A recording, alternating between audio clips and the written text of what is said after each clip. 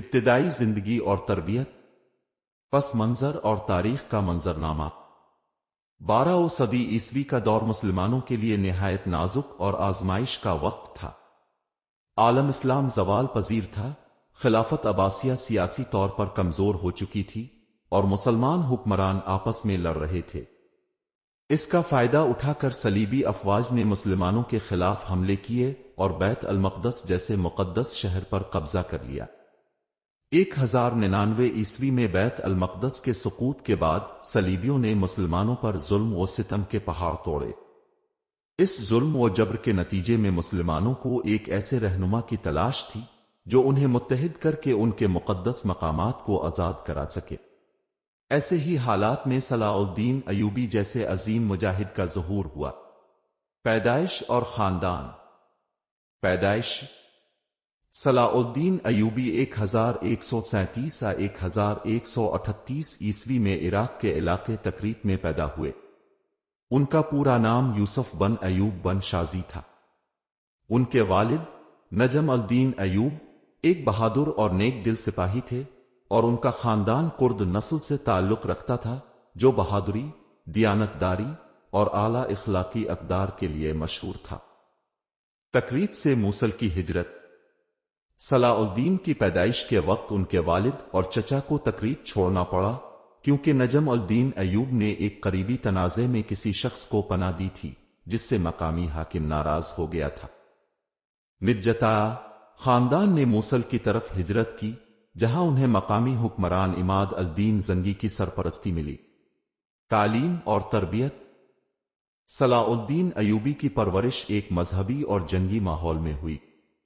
ان کے والد نے ان کی تربیت پر خاص توجہ دی تاکہ وہ نہ صرف ایک نیک مسلمان بن سکے بلکہ ایک عظیم سپاہی بھی۔ تعلیمی پہلو۔ صلاح الدین نے ابتدائی تعلیم اپنے والد اور قریبی علماء سے حاصل کی۔ ان کی تعلیم کے اہم پہلو درج ذیل ہیں۔ 1. قرآن اور حدیث کی تعلیم۔ صلاح الدین نے قرآن مجید کو حفظ کیا اور احادیث نبوی کو گہرائی سے سمجھا۔ 2. فقہ اور اسلامی تاریخ۔ وہ فقہ، دینی علوم اور اسلامی تاریخ میں ماہر بنے جس نے ان کی شخصیت کو دینی بنیادوں پر مضبوط کیا۔ 3. علمی دلچسپی۔ صلاح الدین ایوبی کو ہمیشہ علم حاصل کرنے کا شوق رہا اور وہ مختلف علمی حلقوں میں شرکت کرتے رہے۔ جنگی تربیت۔ صلاح الدین کو بچپن سے ہی جنگی تربیت دی گئی تاکہ وہ میدان جنگ میں نہ صرف ایک سپاہی بنے بلکہ ایک بہترین کمانڈر بھی ثابت ہوں۔ 1. گھڑ سواری۔ انہوں نے گھڑ سواری میں مہارت حاصل کی جو اس وقت کے سپاہیوں کے لیے بنیادی مہارت تھی۔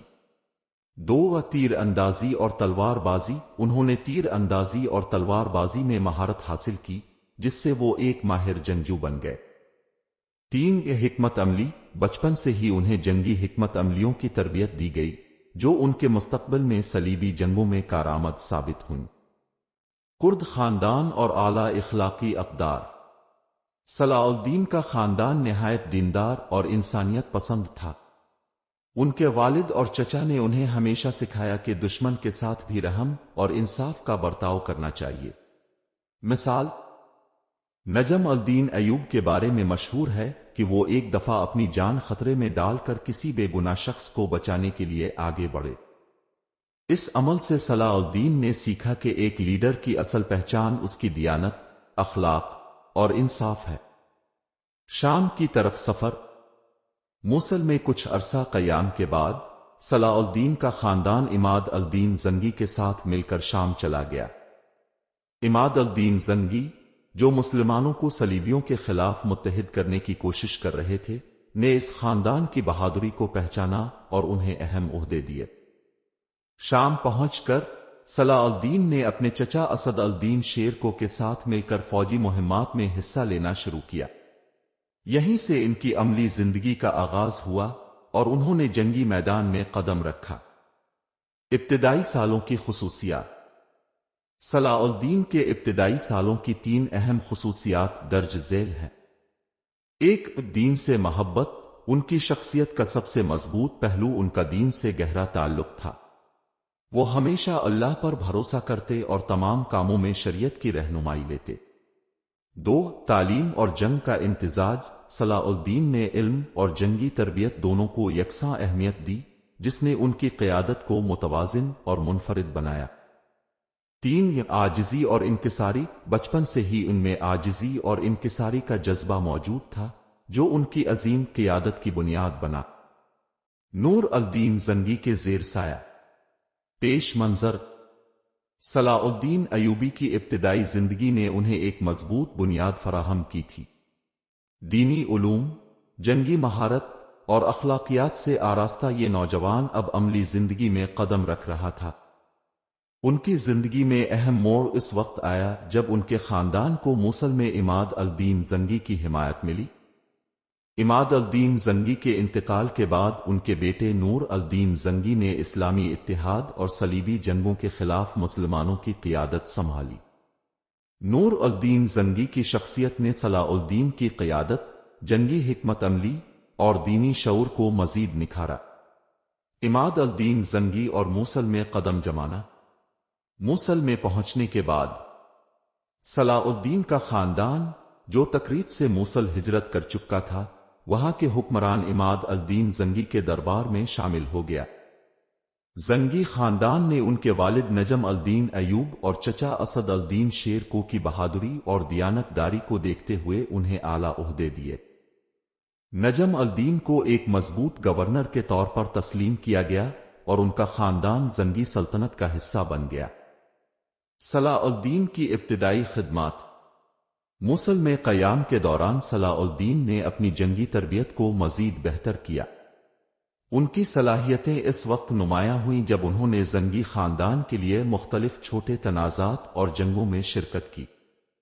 اس دوران ان کے چچا اسد الدین شیر نے انہیں جنگی میدان میں عملی تجربہ دلانے کی کوشش کی. نور الدین زنگی، ایک عظیم رہنما. نور الدین کی قیادت. 1146 عیسوی میں عماد الدین زنگی کے انتقال کے بعد ان کے بیٹے نور الدین زنگی نے حکومت سنبھالی. وہ نہ صرف ایک بہادر سپاہی تھے بلکہ ایک دیندار، انصاف پسند اور مدبر حکمران بھی تھے. ان کا مقصد امت مسلمہ کو صلیبیوں کے خلاف متحد کرنا اور بیت المقدس کو آزاد کرانا تھا. صلاح الدین کی شخصیت پر اثر. نور الدین زنگی کے دربار میں شامل ہونے کے بعد صلاح الدین کو ان کی حکمت، دینداری اور قیادت سے بہت کچھ سیکھنے کا موقع ملا. ایک دینی شعور. نور الدین کی شخصیت نے صلاح الدین کے ایمان کو مزید مضبوط کیا اور انہیں یہ سمجھایا کہ جنگ صرف طاقت کا کھیل نہیں بلکہ اللہ کی راہ میں قربانی ہے. 2. جنگی حکمت عملی. نور الدین کی قیادت میں صلاح الدین نے دشمن کی سپلائی لائن کاٹنے، محاصرے کی تکنیک اور دشمن کی کمزوریوں کو پہچاننے جیسی جنگی حکمت عملیوں میں مہارت حاصل کی. 3. اتحاد کا درس. نور الدین نے ہمیشہ امت کے اتحاد پر زور دیا، جو صلاح الدین کی بعد کی زندگی میں ان کے کارناموں کا محور بنا. شام کی مہمات میں شمولیت. دمشق کی فتح. نور الدین زنگی کے دور میں صلیبیوں کے خلاف کئی مہمات چلائی گئیں جن میں صلاح الدین نے اہم کردار ادا کیا. خاص طور پر دمشق کی فتح میں صلاح الدین کی جنگی مہارت اور قیادت کا مظاہرہ دیکھا گیا. ایک صلاح الدین کی ذمہ داری. نور الدین نے صلاح الدین کو اپنے چچا اسد الدین کے ساتھ کئی اہم مہمات کی قیادت کرنے کا موقع دیا. 2. دمشق کا دفاع. دمشق، جو اسلامی دنیا کے اہم ترین شہروں میں سے ایک تھا، صلیبیوں کے خطرے میں تھا. صلاح الدین نے اپنی ذہانت سے دشمن کے عزائم کو ناکام بنایا. جنگ میں کردار. صلاح الدین نے اس دوران ایک اہم جنگ میں شرکت کی جس میں انہوں نے دشمن کی فوجوں کو ناکام بنا کر نور الدین زنگی کا اعتماد حاصل کیا. یہ جنگ ان کی قیادت کو مزید ابھارنے کا سبب بنی. اسد الدین شیر کے ساتھ تعلق. صلاح الدین کے چچا اسد الدین شیر نے ان کی جنگی تربیت میں اہم کردار ادا کیا. وہ خود ایک ماہر جنگجو اور نور الدین زنگی کے قریبی ساتھی تھے. ایک صلاح الدین کی رہنمائی. اسد الدین نے صلاح الدین کو نہ صرف جنگی مہارت سکھائی بلکہ انہیں دشمن کے ساتھ حکمت عملی سے نمٹنا بھی سکھایا. 2. میدان جنگ میں تجربہ. صلاح الدین نے اپنے چچا کے ساتھ کئی جنگی مہمات میں حصہ لیا जिन्होंने उनके हौसले को मजबूत किया। मिस्र पर नजर, फातमी खिलाफत का खतरा। नूर अल दीन जंगी ने महसूस किया कि फातमी खिलाफत, जो इस वक्त मिस्र में कायम थी, सलीबियों के साथ साजबाज कर रही है। यह खिलाफत अब्बासी खिलाफत की मुखालिफ थी और आलम इस्लाम के इत्तेहाद में रुकावट थी। मिस्र की मुहिम। नूर अल दीन ने असद अल दीन शेर को और सलाह अल दीन को मिस्र पर नजर रखने के लिए भेजा। यह मुहिम सलाह अल दीन की जिंदगी का अहम मोड़ साबित हुई, जिसने उन्हें इस्लामी दुनिया के एक अजीम रहनुमा के तौर पर उभारा। मिस्र की मुहिम और फातमी खिलाफत का खात्मा। पेश मंजर। नूर अल दीन जंगी की क़ियादत में सलाह अल दीन अयूबी ने अपनी जंगी तरबियत और क़ियादत के उसूल सीखे थे। अब वो एक ज़हीन, तजर्बाकार और मुतहर्रिक जंगजू के तौर पर उभर चुके थे। इस दौर में मिस्र, जो अब्बासी खिलाफत के बजाय फातिमी खिलाफत के तहत था, मुसलमानों के इत्तेहाद की राह में एक बड़ी रुकावट बन चुका था। मिस्र में सियासी अदम इस्तेहकाम और सलीबियों के बढ़ते हुए खतरे के बाइस नूर अल दीन जंगी ने अपने काबिल एतिमाद कमांडर असद अल दीन शेर को और उनके भतीजे सलाह अल दीन को मिस्र भेजने का फैसला किया। फातमी खिलाफत का सियासी मंजरनामा। फातमी खिलाफत की कमजोरी। 12वीं सदी के वस्त तक मिस्र में फातमी खिलाफत शदीद अंदरूनी इख्तिलाफात और साजिशों का शिकार हो चुकी थी। एक, फातमी खिलाफत का हुक्मरान कमजोर और बेअसर था, जबकि वजीर आजम का ओहदा ताकत का मरकज बन चुका था। 2, वजीर आजम के ओहदे के लिए अंदरूनी साजिशों ने खिलाफत को मजीद कमजोर कर दिया। 3, सलीबी रियासतों ने इस कमजोरी से फायदा उठाने की कोशिश की और मिस्र को काबू में करने के लिए मुदाखलत शुरू की। मिस्र की अहमियत। एक, मिस्र की इक्तिसादी और जुग्राफियाई अहमियत बहुत ज्यादा थी, क्योंकि ये नहर सूज के करीब होने की वजह से तिजारत का अहम मरकज था। 2, मिस्र के मजबूत होने से सलीबियों की पेश कदमी को रोका जा सकता था। 3, अगर मिस्र अब्बासी खिलाफत के तहत आ जाता तो मुसलमानों के इत्तेहाद की राह हमवार हो जाती। नूर अल दीन जंगी का फैसला। मिस्र की मुहिम। नूर अल दीन जंगी ने सलीबियों की बढ़ती हुई मुदाखलत को रोकने और फातिमी खिलाफत की बगावतों को खत्म करने के लिए अपने सबसे काबिल एतिमाद कमांडर असद अल दीन शेर को मिस्र भेजने का फैसला किया। इस मुहिम में सलाह अल दीन अयूबी को असद अल दीन के नायब के तौर पर शामिल किया गया। पहली मुहिम 1166 ईस्वी। इस मुहिम में असद अल दीन शेर को और सलाह अल दीन ने मिस्र की तरफ पेश कदमी की। 1, काहिरा के करीब जंग, सलीबियों की हिमायत याफ्ता अफवाज के साथ झड़पें हुई। 2, सलाह अल दीन की हिकमत अमली। सलाह अल दीन ने दुश्मन की सप्लाई लाइन काटकर और उनके हौसले को तोड़कर जंग का पल्ला अपने हक में कर दिया। नताइज। ये मुहिम मुकम्मल तौर पर कामयाब नहीं हो सकी, लेकिन सलाह अल दीन ने अपनी जहानत और जंगी महारत से नूर अल दीन जंगी और असद अल दीन का एतिमाद हासिल कर लिया। दूसरी मुहिम 1167 ईस्वी। मिस्र में सलीबियों का असर जायल करना। सलीबियों की मुदाखलत। सलीबी हुक्मरान, खास तौर पर उमलरैक अव्वल आई, मिस्र पर कब्जा करने की मंसूबाबंदी कर रहे थे। सलीबियों ने मिस्र के हुक्मरानों के साथ इत्तेहाद कर लिया था ताकि अपने मकासद हासिल कर सके। सलाह अल दीन की क़यादत में कामयाबी। एक, इस मुहिम में सलाह अल दीन ने अहम किरदार अदा किया, जहां उन्होंने सलीबी अफवाज के कई हमलों को नाकाम बनाया।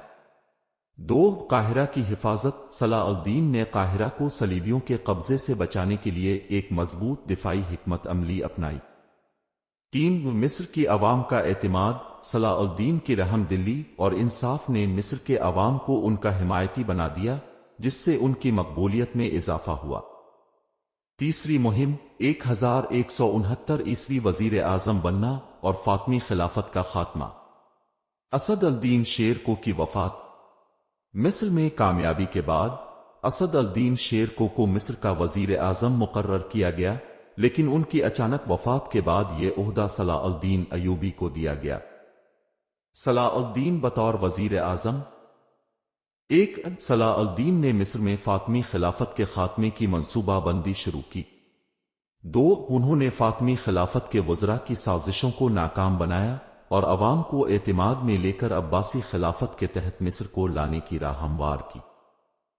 فاطمی خلافت کا خاتمہ 1171 عیسوی میں صلاح الدین نے فاطمی خلافت کا خاتمہ کر دیا اور مصر کو عباسی خلافت کے تحت لے آئے۔ 2 انہوں نے قاہرہ میں عباسی خلیفہ کے نام کا خطبہ پڑھوا کر خلافت کی تبدیلی کا اعلان کیا۔ 3 اس اقدام سے مصر ایک بار پھر مسلمانوں کے اتحاد کا حصہ بن گیا۔ صلاح الدین کی حکمرانی میں اصلاحات۔ صلاح الدین نے مصر کو ایک مضبوط ریاست میں تبدیل کرنے کے لیے کئی اصلاحات کی۔ 1 عدلیہ کا قیام، انصاف کا ایسا نظام قائم کیا جس سے عام لوگوں کو فوری اور منصفانہ انصاف ملتا تھا۔ 2 تعلیم کا فروغ، قاہرہ میں مدارس اور مساجد کی تعمیر کی جن میں اسلامی تعلیم کو فروغ دیا گیا۔ 3 معیشت کی ترقی، زراعت اور تجارت کو بہتر بنایا جس سے مصر ایک اقتصادی طاقت بن گیا۔ 4 عوام کی خدمت، غریبوں کی مدد کے لیے رفاہی منصوبے شروع کیے جس سے ان کی مقبولیت میں مزید اضافہ ہوا۔ صلاح الدین کی انسانیت اور قائدانہ صلاحیت۔ مصر میں مقبولیت۔ صلاح الدین ایوبی نے اپنی حکمت، رحم دلی اور قیادت سے نہ صرف مصر کو صلیبیوں کے خطرے سے بچایا بلکہ عوام کے دل بھی جیت لیے۔ 1 وہ فطرتنا رحم دل اور انصاف پسند تھے۔ 2 ان کے فیصلوں میں ہمیشہ عوامی بھلائی کو ترجیح دی جاتی تھی۔ بطور رہنما، صلاح الدین نے اس دوران ایک عظیم رہنما کی حیثیت سے اپنی صلاحیتوں کو ثابت کیا۔ انہوں نے دکھایا کہ ایک حکمران صرف جنگجو نہیں بلکہ عوام کا محافظ اور خدمت گزار بھی ہوتا ہے۔ صلیبی جنگوں کی شروعات اور اتحاد کی کوشش۔ پیش منظر: صلاح الدین ایوبی نے مصر کو فاطمی خلافت کے خاتمے کے بعد عباسی خلافت کے تحت مضبوط کیا اور عوام نے اپنی انصاف پسند حکمرانی سے مقبولیت حاصل کی۔ لیکن ان کے سامنے ایک بڑا چیلنج صلیبی ریاستوں کا تھا جو بیت المقدس سمیت شام اور فلسطین کے کئی علاقوں پر قابض تھیں۔ صلیبیوں نے نہ صرف مسلمانوں کے مقدس مقامات کی بے حرمتی کی بلکہ اپنی ریاستوں کو مضبوط کر کے مزید علاقوں پر قبضہ کرنے کی کوششیں بھی شروع کر دی تھیں۔ صلیبیوں کی طاقت اور خطرہ۔ صلیبی ریاستوں کا قیام۔ 1099 عیسوی میں صلیبی جنگجوؤں نے بیت المقدس پر قبضہ کیا اور وہاں اپنی حکومت قائم کی۔ 2 شام اور فلسطین میں کئی صلیبی ریاستیں بنائی گئیں جیسے کاؤنٹی آف ایڈیسے، کنگڈم آف یروشلم اور پرنسپلٹی آف انطاکیہ۔ 3 ان ریاستوں نے مقامی مسلمانوں پر ظلم و جبر کیا اور ان کے علاقوں پر قبضہ کر کے اپنی افواج کو مضبوط بنایا۔ مسلمانوں کے لیے چیلنج۔ 1 صلیبیوں کے خلاف مسلمانوں کی طاقت بکھری ہوئی تھی۔ 2 شام، عراق اور دیگر مسلم ریاستوں کے حکمران آپس میں لڑائیوں میں مشغول تھے جس کی وجہ سے صلیبیوں کے خلاف کوئی متحدہ قوت نہیں بن پائی تھی۔ 3 صلیبیوں کی حمایت یورپ کی بڑی طاقتوں جیسے فرانس اور انگلینڈ سے تھی جو انہیں مالی اور فوجی امداد فراہم کر رہے تھے۔ صلاح الدین کا اتحاد کا خواب۔ مسلمانوں کو متحد کرنے کی کوشش۔ صلاح الدین جانتے تھے کہ مسلمانوں کی طاقت کو بکھرے ہوئے علاقوں میں تقسیم رہنے کے بجائے متحد ہونا ہوگا۔ 1 شام اور مصر کا اتحاد۔ انہوں نے مصر اور شام کو ایک مضبوط ریاست کے طور پر اکٹھا کیا تاکہ صلیبیوں کے خلاف ایک بڑی فوجی طاقت بنائی جا سکے۔ 2 نور الدین زنگی کے مشن کو جاری رکھنا۔ صلاح الدین نے اپنے استاد اور رہنما نور الدین زنگی کے خواب کو پورا کرنے کا عہد کیا جو بیت المقدس کی آزادی کے لیے وقف تھے۔ عالم اسلام میں اصلاحات۔ صلاح الدین نے مسلمانوں کو اتحاد کے لیے تیار کرنے کے لیے کئی اہم اقدامات کیے۔ 1 مدارس اور مساجد کی تعمیر۔ مسلمانوں کو دینی شعور دینے کے لیے تعلیمی مراکز قائم کیے۔ 2 فوج کی تنظیم۔ 9 ایک مضبوط اور منظم فوج تیار کی جو صلیبیوں کے خلاف لڑنے کی اہل ہو۔ 3 عوام کا اعتماد۔ انہوں نے اپنے انصاف اور عوامی بہبود کے اقدامات سے عوام کو اپنی حمایت میں کیا۔ حلب اور دمشق پر کنٹرول۔ حلب کی فتح۔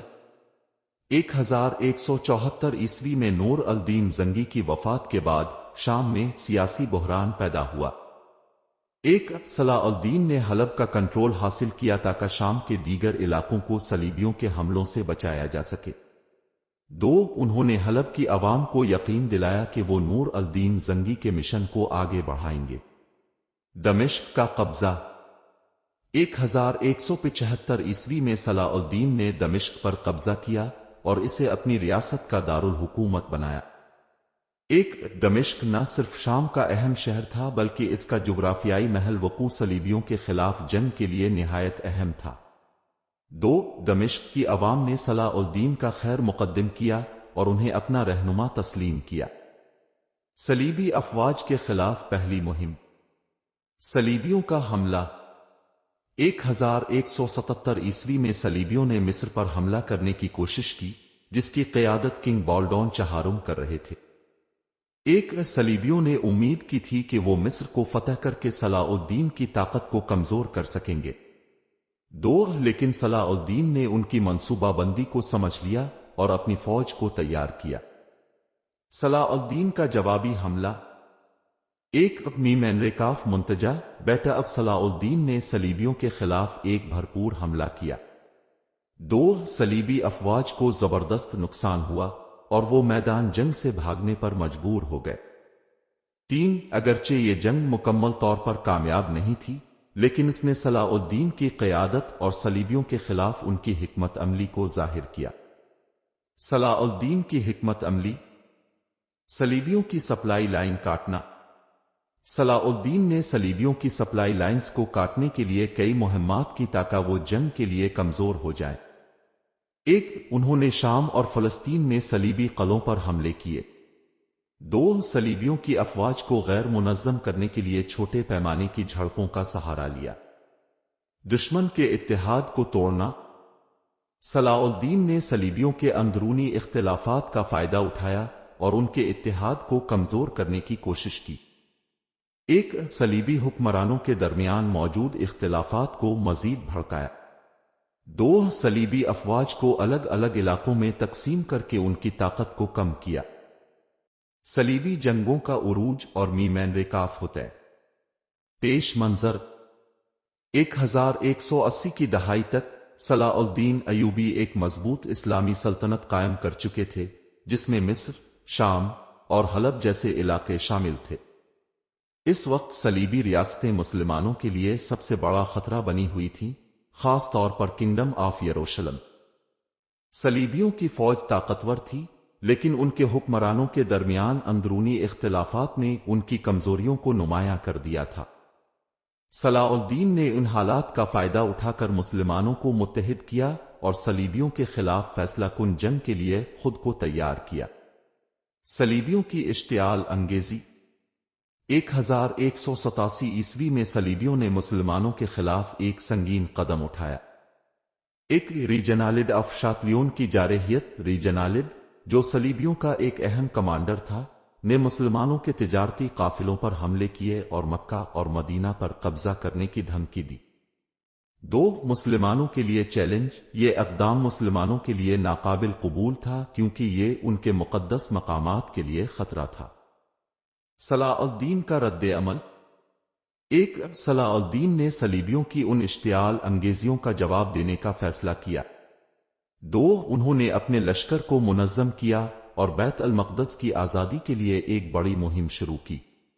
میمنریکاف ہوتے کی تیاری، مسلمانوں کی فوج کی تنظیم 9 صلاح الدین نے شام، مصر اور دیگر علاقوں سے فوج کو اکٹھا کیا۔ انہوں نے ایک بڑی فوج تیار کی جس میں تجربہ کار گھڑ سوار، تیر انداز اور پیادہ فوج شامل تھی۔ اسلامی فوج کو ایک مضبوط قیادت اور حکمت عملی کے تحت منظم کیا گیا۔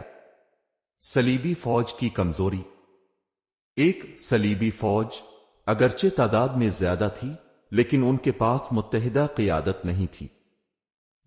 کنگ بالڈون چہارم کی وفات کے بعد صلیبی ریاستیں داخلی اختلافات کا شکار تھیں۔ صلیبی افواج گرمی اور پانی کی کمی کا شکار ہو گئی۔ حطین کا مقام ایک ہوتا ایک پہاڑی علاقہ تھا جو مسلمانوں کے لیے جنگی حکمت عملی کے لحاظ سے اہم تھا۔ دو صلیبی فوج کو پانی کی قلت اور گرمی کا سامنا تھا، جبکہ صلاح الدین نے اپنی فوج کو پانی کے قریب رکھا۔ میمن ریکاف ہوتے 4 جولائی 1187۔ جنگ کی شروعات۔ ایک صلاح الدین نے اپنی فوج کو صلیبیوں کی سپلائی لائن کاٹنے کے لیے تعینات کیا۔ 2 صلیبی فوج کو ایک تنگ اور خشک علاقے میں گھیر لیا گیا۔ صلاح الدین کی حکمت عملی۔ ایک مسلمانوں نے صلیبیوں کو پانی کے ذرائع سے دور رکھا۔ 2 تیر اندازوں نے صلیبی فوج پر مسلسل حملے کیے، جس سے ان کی صفیں کمزور ہو گئیں۔ 3 مسلمانوں نے صلیبیوں کو ایک طرف دھکیل کر انہیں مکمل طور پر گھیر لیا۔ فیصلہ کن لمحہ۔ ایک صلیبیوں کی فوج گرمی اور پیاس سے نڈھال ہو گئی۔ 2 مسلمانوں نے حتمی حملہ کر کے صلیبیوں کی افواج کو مکمل شکست دی۔ 3 ریجنالڈ آف شاتلیون کو جنگ میں پکڑ کر قتل کر دیا گیا، جبکہ دیگر کمانڈرز کو قید کر لیا گیا۔ بیت المقدس کی فتح کا راستہ۔ میمن ریکاف ہوتے کے نتائج۔ ایک ہوتے کی فتح نے صلیبیوں کی طاقت کو مکمل طور پر توڑ دیا۔ 2 صلاح الدین نے بڑی تعداد میں صلیبی قلعوں اور علاقوں کو فتح کر لیا۔ 3 بیت المقدس کی آزادی کے لیے راستہ صاف ہو گیا۔ صلاح الدین کا اخلاقی پہلو۔ ایک قیدیوں کے ساتھ رحم دلی کا مظاہرہ کیا گیا۔ 2 ان کے انصاف اور رحم نے مسلمانوں اور غیر مسلموں میں ان کی عزت میں اضافہ کیا۔ بیت المقدس کی فتح اور صلاح الدین ایوبی کی عظمت۔ پیش منظر۔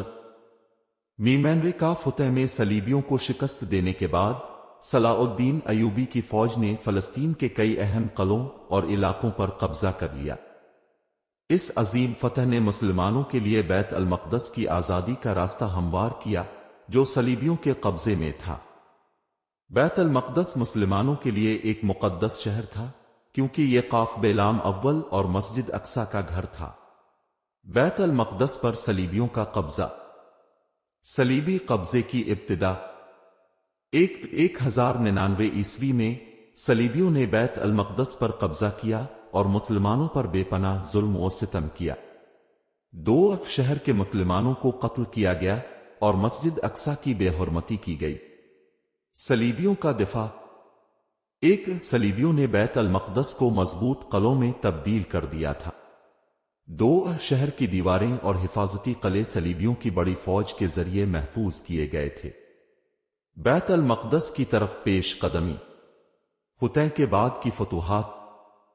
1 میمن ریکاف فتح کے بعد صلاح الدین نے صلیبیوں کے کئی قلعوں پر قبضہ کیا، جن میں عکا، نابلس، آفا اور اسقلان شامل تھے۔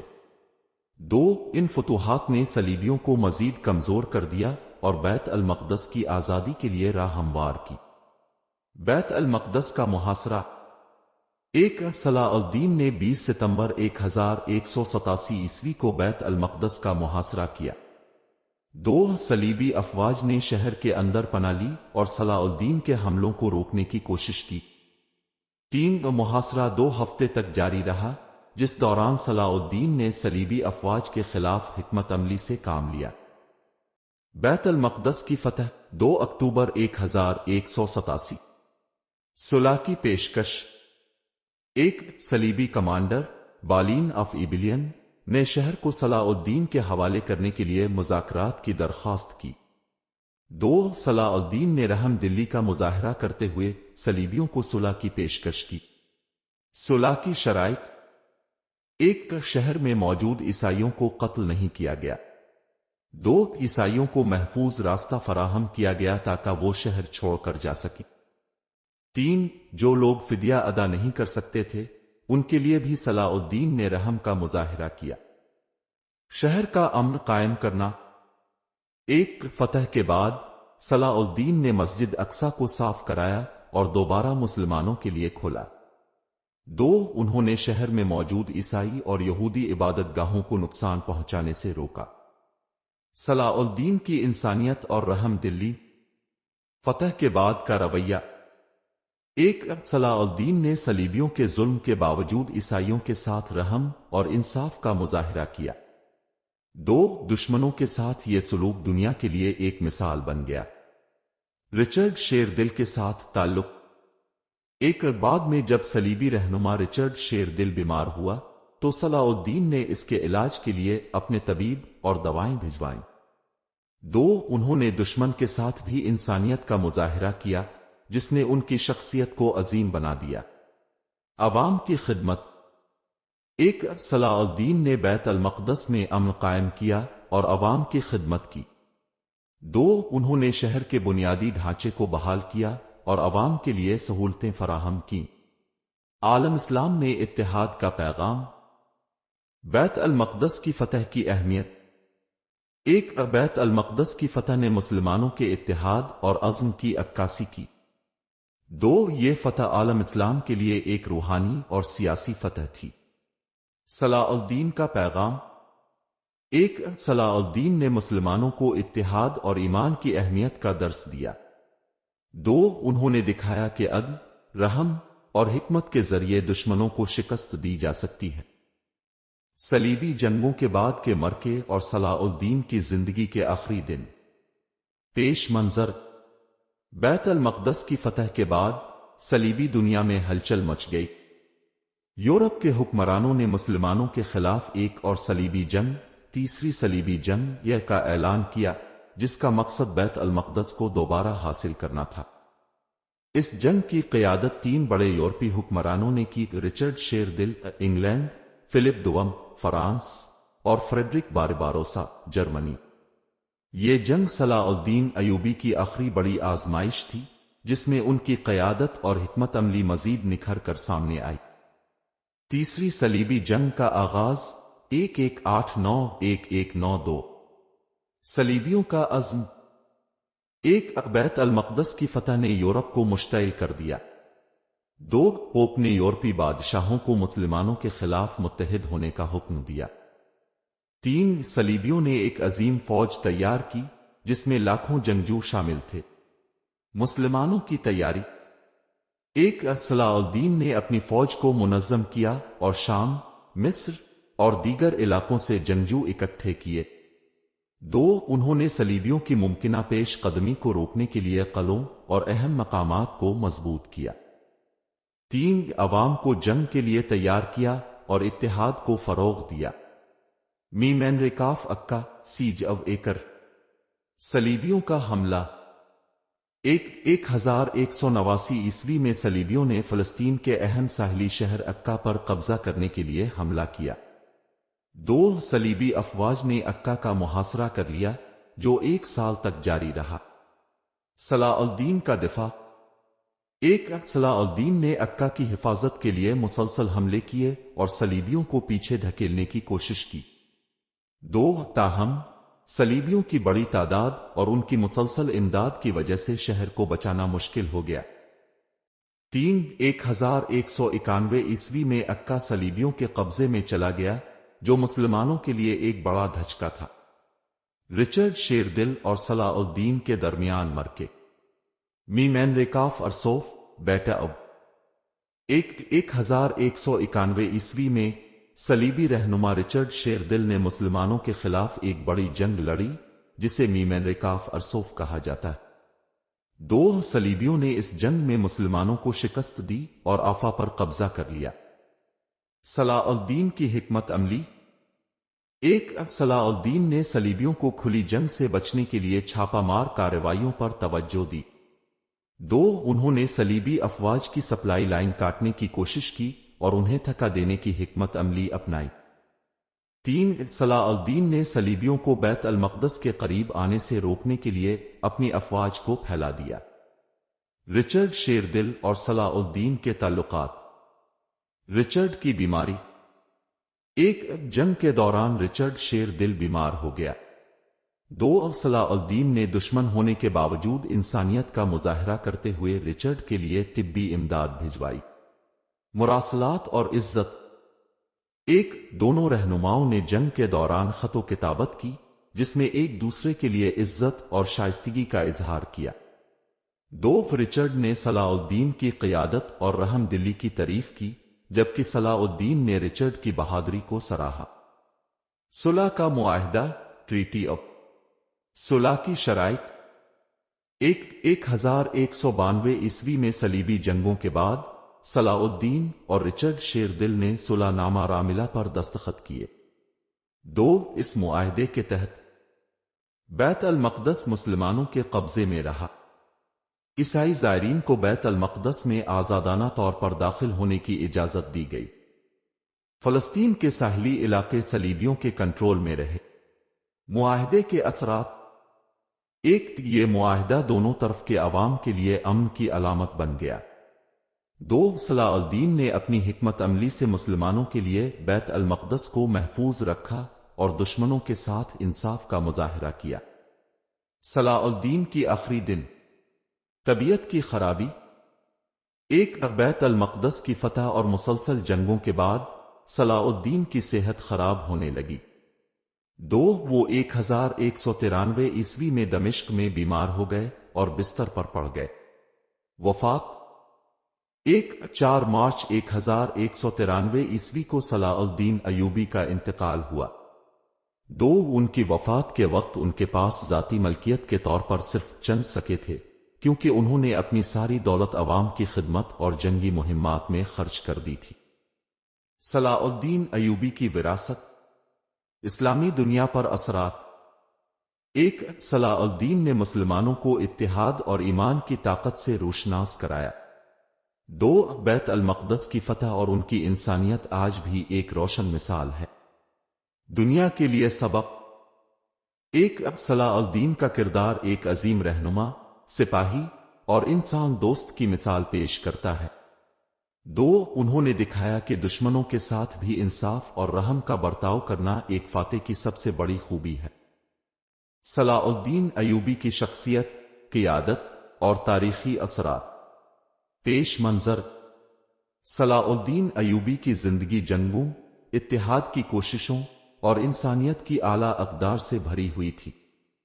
انہوں نے ایک عظیم سپہ سالار اور انصاف پسند حکمران کی حیثیت سے نہ صرف اسلامی دنیا میں بلکہ دنیا بھر میں اپنی ایک منفرد پہچان بنائی۔ ان کی شخصیت اور قیادت نے نہ صرف ان کے دور کو متاثر کیا بلکہ آنے والی نسلوں کے لیے بھی مشعل راہ ثابت ہوئی۔ صلاح الدین کی شخصیت کے نمایاں پہلو: دینداری اور اخلاقیات۔ صلاح الدین ایوبی کی پوری زندگی اسلام کی تعلیمات کے مطابق تھی۔ وہ ایک متقی اور پرہیزگار مسلمان تھے جو نماز اور عبادات کو اپنی زندگی کا اہم حصہ سمجھتے تھے۔ ان کے فیصلے عدل و انصاف پر مبنی ہوتے تھے اور انہوں نے ہمیشہ شریعت کے مطابق حکمرانی کی۔ رحم دلی اور انسانیت۔ دشمنوں کے ساتھ بھی رحم اور انسانیت کا برتاؤ ان کی شخصیت کا اہم پہلو تھا۔ بیت المقدس کی فتح کے بعد انہوں نے عیسائیوں اور یہودیوں کے ساتھ جو رحم کا مظاہرہ کیا وہ دنیا بھر میں ان کی عظمت کی گواہی دیتا ہے۔ عاجزی اور انکساری۔ ایک عظیم فاتح ہونے کے باوجود صلاح الدین ایوبی عاجزی کی مثال تھے۔ وہ اپنی کامیابیوں کو اللہ کی نصرت سمجھتے تھے اور اپنی دولت کو عوام کی خدمت میں خرچ کرتے تھے۔ صلاح الدین کی قیادت اور حکمت عملی۔ اتحاد کی کوشش۔ انہوں نے مسلمانوں کو صلیبیوں کے خلاف متحد کرنے کے لیے دن رات محنت کی۔ شام، مصر اور دیگر اسلامی ریاستوں کو ایک طاقتور سلطنت کے طور پر اکٹھا کیا۔ جنگی حکمت عملی۔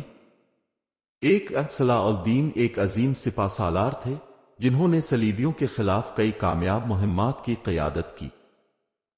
ان کی جنگی حکمت عملی جیسے دشمن کی سپلائی لائن کاٹنا، محاصرے کی تکنیک اور چھاپہ مار حملے آج بھی جنگی تاریخ میں مثال کے طور پر پیش کی جاتی ہے۔ عوامی بھلائی۔ وہ ایک رحم دل حکمران تھے جو عوام کی فلاح و بہبود کو اولین ترجیح دیتے تھے۔ زراعت، تعلیم اور تجارت کو فروغ دے کر انہوں نے اپنی ریاست کو مضبوط بنایا۔ صلاح الدین ایوبی کی وفات کے بعد ان کی میراث اور دور کا اختتام۔ پیش منظر: صلاح الدین ایوبی کی وفات 4 مارچ 1193 عیسوی کو دمشق میں ہوئی۔ ان کی موت نے نہ صرف مسلمانوں کو سوگوار کیا بلکہ دنیا بھر میں ان کی عظیم شخصیت کی گونج سنائی دی۔ ان کے بعد اسلامی سلطنت کو کئی چیلنجز کا سامنا کرنا پڑا، لیکن ان کی میراث نے ان چیلنجز کا مقابلہ کرنے کے لیے راہ دکھائی۔ صلاح الدین کی وفات کے حالات۔ ایک مسلسل جنگی مہمات اور قیادت کے بوجھ نے صلاح الدین کی صحت پر گہرا اثر ڈالا۔ 2 دمشق میں بیماری کے باعث وہ بستر پر پڑ گئے اور 55 سال کی عمر میں ان کا انتقال ہو گیا۔ آخری لمحات۔ 1 ان کے آخری دن عاجزی اور اللہ کے ذکر میں گزرے۔ 2 ان کے پاس کوئی ذاتی دولت نہیں تھی کیونکہ انہوں نے اپنی تمام دولت عوام کی خدمت اور جنگی مہمات میں خرچ کر دی تھی۔ جنازہ۔ 1 ان کے جنازے میں دمشق اور دیگر علاقوں سے لاکھوں لوگ شریک ہوئے۔ 2 ان کی تدفین دمشق کے قلعے کے قریب کی گئی، جہاں آج بھی ان کا مزار زیارت گاہ کے طور پر موجود ہے۔ صلاح الدین کی سلطنت کا بٹوارا۔ سلطنت کی تقسیم۔ 1 صلاح الدین ایوبی کی وفات کے بعد ان کی سلطنت کو ان کے بیٹوں اور رشتہ داروں میں تقسیم کر دیا گیا۔ 2 یہ تقسیم ان کے اتحاد کے خواب کے برخلاف تھی، جس کی وجہ سے سلطنت کمزور ہونے لگی۔ سیاسی چیلنجز۔ 1 ان کے جانشین آپس میں اقتدار کے لیے لڑنے لگے، جس سے صلیبیوں کو دوبارہ طاقت حاصل کرنے کا موقع ملا۔ 2 عباسی خلافت کی کمزوری اور داخلی اختلافات نے اسلامی دنیا کو مزید مشکلات میں ڈال دیا۔ صلیبیوں کا دوبارہ زور پکڑنا۔ 4 صلیبی جنگ۔ 1 صلاح الدین کی وفات کے بعد یورپ نے ایک اور صلیبی جنگ شروع کی۔ 2 اسلامی دنیا کے اختلافات کی وجہ سے صلیبیوں کو کئی علاقوں پر دوبارہ قبضہ کرنے کا موقع ملا۔ مسلمانوں کے لیے مشکلات۔ 1 صلاح الدین کے جانشین ان کے نقش قدم پر نہیں چل سکے، جس کی وجہ سے اسلامی دنیا تقسیم ہو گئی۔ 2 بیت المقدس پر دوبارہ صلیبی قبضے کا خطرہ پیدا ہو گیا۔ صلاح الدین کی میراث۔ رہنمائی اور اتحاد کا سبق۔ 1 صلاح الدین نے اپنی زندگی میں مسلمانوں کو اتحاد کا درس دیا، جو ان کے بعد بھی ایک مثال رہا۔ 2 ان کی قیادت اور انصاف نے دنیا کو دکھایا کہ ایک عظیم رہنما کیسا ہوتا ہے۔ انسانیت کا مظاہرہ۔ 1 صلاح الدین کی رحم دلی اور دشمنوں کے ساتھ حسن سلوک نے انہیں دنیا بھر میں عزت دلائی۔ 2 وہ مغرب میں بھی ایک مثالی شخصیت کے طور پر جانے جاتے ہیں، اور عیسائی مورخین نے بھی ان کی تعریف کی۔ اسلامی تاریخ پر اثرات۔ 1 صلاح الدین نے مسلمانوں کو ایک بار پھر عروج پر لانے کی کوشش کی، اور ان کی کامیابیاں اسلامی تاریخ کا روشن باب ہیں۔ 2 ان کی جنگی حکمت عملی اور سیاسی بصیرت آج بھی تاریخ دانوں کے لیے تحقیق کا موضوع ہے۔ صلاح الدین کے دور کا اختتام۔ اسلامی سلطنت کا زوال۔ 1 صلاح الدین کی وفات کے بعد اسلامی دنیا آہستہ آہستہ زوال پذیر ہونے لگی۔ 2 داخلی اختلافات اور منگولوں کے حملوں نے اسلامی دنیا کو مزید کمزور کر دیا۔ صلیبی جنگوں کا خاتمہ۔ 1 صلیبی جنگیں کئی دہائیوں تک جاری رہیں، لیکن صلاح الدین کی فتوحات نے انہیں مسلمانوں کے خلاف کوئی بڑی کامیابی حاصل کرنے سے روک دیا۔ 2 ان کی قیادت نے مسلمانوں کے دلوں میں امید پیدا کی، جو بعد کے ادوار میں دوبارہ زندہ ہوئی۔ صلاح الدین ایوبی کی قیادت سے حاصل ہونے والے اسباق اور دنیا پر اثرات۔ پیش منظر۔ صلاح الدین ایوبی کی زندگی، قیادت اور انسانیت کے اعلیٰ اصول صرف ان کے دور تک محدود نہیں رہے، بلکہ ان کی میراث نے آنے والی نسلوں اور عالمی تاریخ پر گہرے اثرات ڈالے۔ یہ حصہ ان کے کردار کے مختلف پہلوؤں کا جائزہ لیتا ہے اور ان کی قیادت سے حاصل ہونے والے اسباق کو بیان کرتا ہے۔ صلاح الدین ایوبی کی قیادت کے اہم پہلو۔ 1 اتحاد کی اہمیت۔ 1 صلاح الدین کی سب سے بڑی کامیابی مسلمانوں کو متحد کرنا تھی۔ 2 انہوں نے شام، مصر اور دیگر ریاستوں کو اکٹھا کر کے صلیبیوں کے خلاف ایک مضبوط طاقت قائم کی۔ 3 ان کی مثال آج بھی ہمیں سکھاتی ہے کہ اتحاد ہی ترقی کی بنیاد ہے۔ 2 دشمنوں کے ساتھ حسن سلوک۔ 1 انہوں نے اپنے دشمنوں کے ساتھ رحم دلی اور انصاف کا مظاہرہ کیا، جس کی مثال بیت المقدس کی فتح کے وقت دیکھنے کو ملی۔ 2 یہ رویہ ان کی انسانیت اور اخلاقی عظمت کی علامت ہے۔ 3 اصول پسندی اور عدل۔ 1 صلاح الدین نے اپنی سلطنت میں انصاف کو بنیادی اصول بنایا۔ 2 انہوں نے طاقت اور اقتدار کو عوام کی خدمت کے لیے استعمال کیا، نہ کہ ذاتی مفاد کے لیے۔ 4 جنگی حکمت عملی۔ 1 ان کی جنگی حکمت عملی، جیسے دشمن کی سپلائی لائن کاٹنا اور دشمن کو تھکا کر شکست دینا، آج بھی فوجی قیادت کے لیے ایک سبق ہے۔ 2 انہوں نے میدان جنگ میں قیادت کے وہ اصول قائم کیے جو دنیا کے بڑے سپہ سالاروں کے لیے رہنما ثابت ہوئے۔ دنیا پر صلاح الدین ایوبی کے اثرات۔ 1 اسلامی دنیا پر اثرات۔ 1 انہوں نے مسلمانوں کو ان کی کھوئی ہوئی عزت اور طاقت واپس دلائے۔ 2 ان کے دور میں اسلامی تہذیب کا احیاء ہوا اور تعلیم، انصاف اور اتحاد کو فروغ ملا۔ 2 مغرب میں شہرت۔ 1 صلیبی جنگوں کے دوران ان کی انسانیت اور رحم دلی نے مغرب کے مورخین کو بھی ان کی تعریف پر مجبور کیا۔ 2 مغربی ادب میں بھی ان کا ذکر عزت کے ساتھ کیا گیا اور وہ عیسائی دنیا میں بھی ایک مثالی رہنما سمجھے جاتے ہیں۔ 3 سیاسی اور فوجی قیادت کی مثال۔ 1 ان کی قیادت آج بھی سیاسی اور فوجی رہنماؤں کے لیے ایک نمونہ ہے۔ 2 انہوں نے دکھایا کہ قیادت صرف طاقت سے نہیں بلکہ اخلاق، حکمت اور رحم دلی سے کامیاب ہوتی ہے۔ صلاح الدین کی میراث۔ 1 بیت المقدس کی آزادی۔ 1 بیت المقدس کی فتح ان کی سب سے بڑی کامیابی تھی، جس نے مسلمانوں کے اتحاد اور طاقت کو دنیا کے سامنے پیش کیا۔ 2 ان کی قیادت نے دکھایا کہ دشمنوں کے خلاف نہ صرف جنگ جیتی جا سکتی ہے بلکہ اخلاقی فتح بھی ممکن ہے۔ 2 اسلامی اتحاد کا درس۔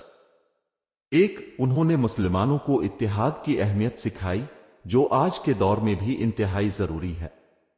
2 ان کی مثال ہمیں سکھاتی ہے کہ تقسیم ہمیشہ کمزوری کا باعث بنتی ہے، جبکہ اتحاد کامیابی کی کنجی ہے۔ 3 انسانیت اور اخلاق کی علامت۔ 1 صلاح الدین کا نام صرف ایک سپہ سالار کے طور پر نہیں بلکہ انسانیت کے علمبردار کے طور پر بھی یاد رکھا جاتا ہے۔ 2 ان کی رحم دلی، انصاف اور دشمنوں کے ساتھ حسن سلوک آج بھی ایک مثالی کردار کی تعریف ہے۔ صلاح الدین کی قیادت سے حاصل ہونے والے اسباب۔ 1 قیادت میں عاجزی۔ 1 صلاح الدین نے دکھایا کہ ایک عظیم رہنما کو ہمیشہ عاجز اور شکر گزار ہونا چاہیے۔ 2 انہوں نے اپنی کامیابیوں کو اللہ کی رحمت قرار دیا اور ہمیشہ عوام کی خدمت کو ترجیح دی۔ 2 طاقت کا درست استعمال۔ 1 انہوں نے طاقت کو عوام کے لیے انصاف اور امن قائم کرنے کے لیے استعمال کیا۔ 2 انہوں نے کبھی ظلم و جبر کا سہارا نہیں لیا، جو آج کے رہنماؤں کے لیے ایک سبق ہے۔ 3 دشمنوں کے ساتھ عزت کا برتاؤ۔ 1 صلاح الدین نے دشمنوں کے ساتھ عزت اور شائستگی کا مظاہرہ کیا، جو انہیں دنیا بھر میں ایک منفرد رہنما بناتا ہے۔ 2 ان کی یہ خصوصیت آج بھی بین الاقوامی تعلقات کے لیے ایک سبق ہے۔ اختتامی کلمات۔ 1 عظیم شخصیت کا پیغام۔ صلاح الدین ایوبی کی زندگی ہمیں کئی اہم اسباق دیتی ہے۔ 1 قیادت کا مطلب صرف جنگ جیتنا نہیں بلکہ عوام کے دل جیتنا ہے۔ 2 اتحاد، انصاف اور رحم دلی وہ اصول ہیں جو دنیا کو بہتر بنا سکتے ہیں۔ 3 ان کی کامیابیاں اور اخلاقیات آج بھی ہمیں ایک بہتر انسان اور رہنما بننے کی ترغیب دیتی ہیں۔